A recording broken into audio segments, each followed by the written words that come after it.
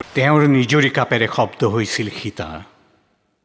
সেই মামনি ৰয়ছম গোস্বামী বাইদেউৰ এয়া সোঁৱৰণ। এটা কাহিনী আধাতে ৰ'ল।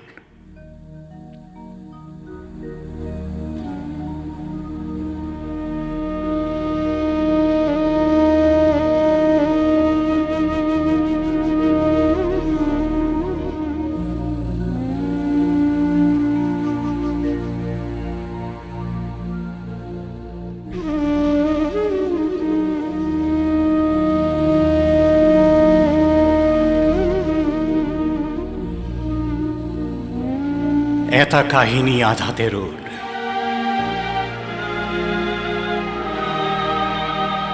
এটা কাহিনী আধাতে ৰোল, সোঁৱৰণি নিয়াৰ তোপ তোপ সৰি ৰ'ল। আৰু কাহিনীয়ে ক'লেহি আধাতেই শেষ হ'ল।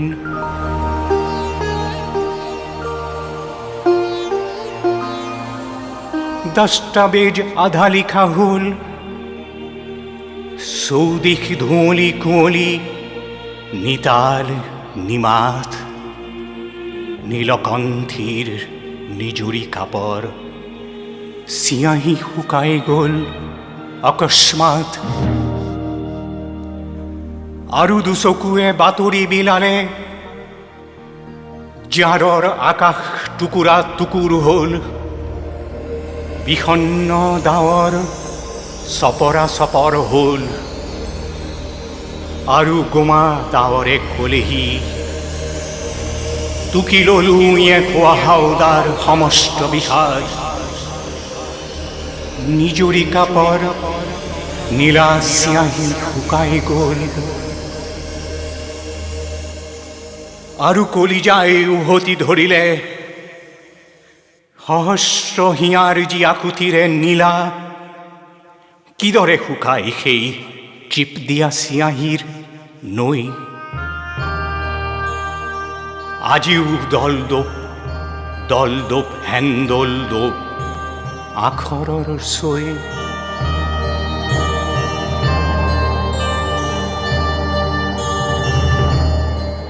আৰু আখৰে ক'লেহি, আহ মোৰ ৰূপান্তৰৰ ছবি, চকু মেলি চা।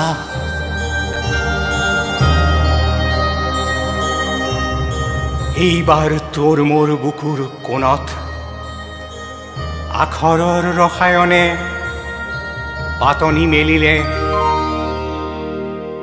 আখৰ বিষাদ হ'ল, নীলকণ্ঠী ব্ৰজৰ হাহাকাৰ হ'ল। কপালৰ জলমল ৰঙা সূৰ্য হ'ল, কৃষ্টিৰ আকাংক্ষাৰ আৰনাই হ'ল। মানৱতা সিঁচি দিয়া গুমৰাগ নাচ হ'ল। শান্তিৰ ইচ্ছাৰে পাৰ ভাঙি গ'ল। আৰু পাখিলাহী পখিলাৰ জীৱন সোপান, দপ দপ জুয়েও পুৰিব নোৱাৰা হ'ল। আখৰ জীৱনৰ বাগৰুম্বা হ'ল, জীৱনক জীৱ দিয়া বৰষুণ হ'ল।